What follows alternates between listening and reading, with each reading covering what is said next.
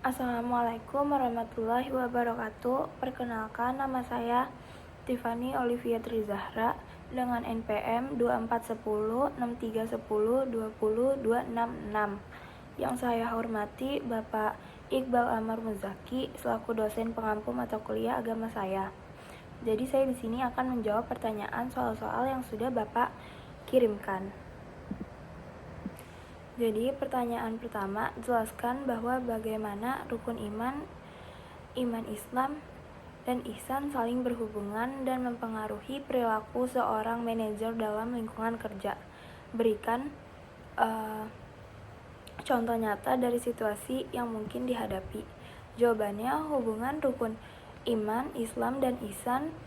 Iman melahirkan Islam, Islam melahirkan ihsan. Ketiganya saling berkaitan dan menjadi dasar hidup seorang muslim. Mukmin sejati akan menjalankan iman, Islam, dan ihsan dengan benar. Kemudian pengaruh terhadap perilaku.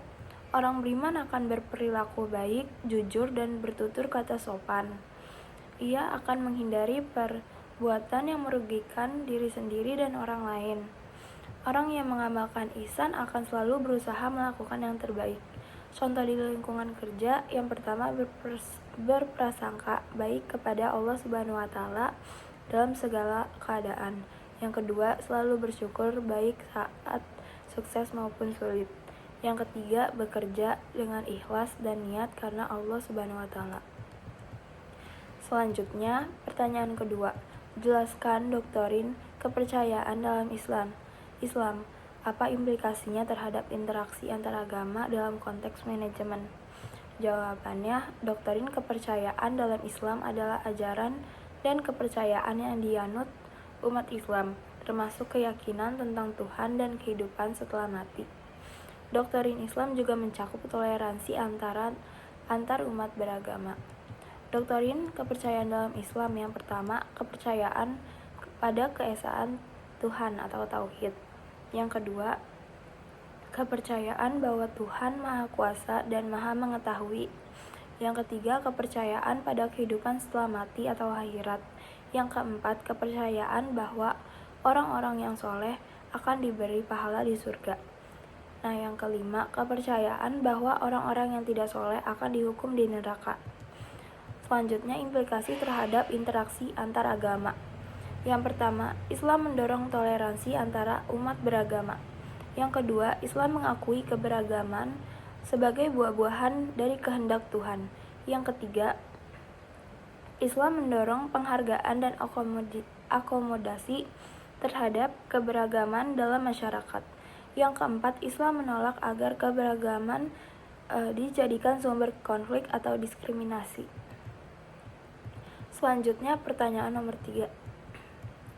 Jelaskan sebuah rencana tindakan yang mengintegritas nilai-nilai akhlak dalam praktik manajemen di perusahaan.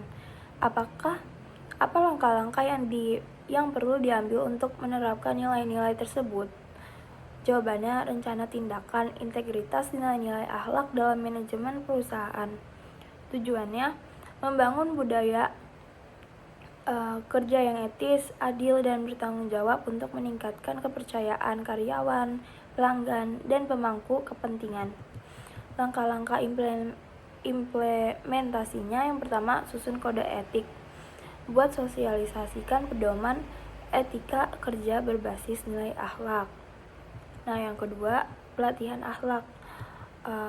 Adakan pelatihan rutin tentang etika, integritas, dan karakter. Yang ketiga, seleksi dan evaluasi etis. Terapkan nilai akhlak dalam rekrutmen, penilaian, dan promosi.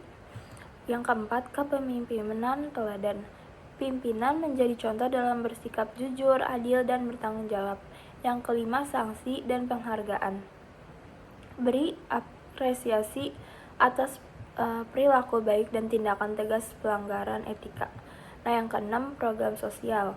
Jalankan CSR untuk menunjukkan kepedulian terhadap masyarakat dan lingkungan. Hasil yang diharapkannya budaya kerja yang etis dan produktif, lingkungan kerja harmonis dan saling menghormati, reputasi perusahaan meningkat, kepercayaan pelanggan dan masyarakat terhadap perusahaan lebih kuat. Selanjutnya, pertanyaan nomor 4. Jelaskan situasi di mana birrul walidain berbakti kepada orang tua diterapkan dalam konteks profesional. Bagaimana hal ini dapat mempengaruhi hubungan kerja dan budaya organisasi? Jawabannya, birrul walidain atau berbakti kepada orang tua dalam konteks profesional bisa diterapkan dalam berbagai bentuk, meskipun konteksnya berbeda dari ranah keluarga. Nah, contoh situasinya, yang pertama, seorang karyawan memiliki orang tua yang sudah lanjut usia dan membutuhkan perhatian khusus dalam situasi ini. Karyawan tersebut bisa menerapkan birrul walidain dengan yang pertama, mengatur waktu kerja secara efisien agar tetap bisa merawat orang tua tanpa mengabaikan tanggung jawab profesionalnya. Yang kedua, berkomunikasi dengan atasan secara terbuka tentang kondisi keluarganya, sambil menunjukkan komitmen untuk tetap produktif. Yang ketiga, menggunakan cuti tahunan atau cuti khusus secara bijak untuk menemani orang tua saat sakit atau dalam kondisi kritis. Selanjutnya, pengaruh terhadap hubungan kerja. Meningkatkan empati karyawan. Rekan kerja yang melihat karyawan tersebut tetap profesional sambil mengutamakan orang tua cenderung merasa respect dan mendukung. Kemudian, memperkuat hubungan dengan atasan. Keterbukaan dan kejujuran mengenai tanggung jawab keluarga bisa menumbuhkan kepercayaan dan pemahaman dari atasan. Nah, pengaruh terhadap budaya organisasinya yaitu mendorong budaya kerja yang berlandaskan nilai kekeluargaan. Organisasi menjadi lebih manusiawi dan mendukung keseimbangan antara pekerjaan dan kehidupan pribadi. Selanjutnya, nomor 5. Pertanyaannya, identifikasi dan jelaskan 3 sumber ajaran Islam yang paling relevan untuk pengambilan keputusan dalam manajemen. Bagaimana sumber-sumber ini dapat digunakan dalam praktik sehari-hari? Jawabannya, ini merupakan 3 sumber ajaran Islam yang relevan untuk pengambilan keputusan dalam manajemen. Yang pertama, Al-Quran, kitab suci umat Islam yang berisi prinsip dasar seperti kejujuran, keadilan, dan tanggung jawab. Contoh penerapannya, bersikap adil terhadap karyawan dan membuat keputusan tanpa kecurangan. Yang kedua, hadis, perkataan dan perbuatan Nabi Muhammad SAW yang jadi teladan dalam kepemimpinan. Contoh penerapannya, musyawarah dalam tim, memimpin dengan empati dan amanah. Yang ketiga, ada ijtihad, pemikiran ulama untuk menjawab masalah baru yang tidak disebutkan langsung dalam Al-Quran dan hadis. Contoh penerapannya, mengikuti fatwa ulama tentang etika bisnis modern atau sistem keuangan syariah. Kesimpulannya, ketiga sumber ini membantu manajer mengambil keputusan yang benar secara etika dan sesuai ajaran Islam. Yang keempat, yang nomor 6. Jelaskan proses ijtihad dalam konteks modern. Apa tantangan yang dihadapi oleh para ulama dalam menerapkan ijtihad di era globalisasi saat ini? Jawabannya, proses ijtihad di era modern. Ijtihad adalah usaha ulama untuk mencari solusi dari Al-Quran dan hadis untuk masalah baru yang belum ada hukumnya secara langsung. Langkah-langkahnya, yang pertama, memahami masalah modern. Contoh, teknologi keuangan digital. Yang kedua, mencari dalil dalam Al-Quran dan hadis. Yang ketiga, menganalisis kondisi zaman sekarang. Yang keempat, menggunakan metode seperti kias atau analogi atau maslahah atau kebaikan umum. Yang kelima, menyimpulkan hukum atau fatwa. Nah, tantangan ijtihad saat ini itu yang pertama, perkembangan teknologi sangat cepat, jadi sulit untuk diikuti hukum baru. Yang kedua, kurangnya ulama yang ahli di bidang lain seperti teknologi atau ekonomi. Yang ketiga, perbedaan pendapat antar ulama di seluruh dunia karena latar belakang dan pendekatan berbeda. Nah, kesimpulannya, ijtihad tetap penting di era modern, tapi butuh kerjasama ulama dan ahli lainnya agar hukum Islam tetap relevan. Selanjutnya, soal nomor 7. Pertanyaannya, jelaskan rancangan sebuah program pelatihan untuk manajer yang mengedepankan nilai-nilai Islam dalam kepemimpinan. Apa saja komponen utama yang harus ada dalam program tersebut?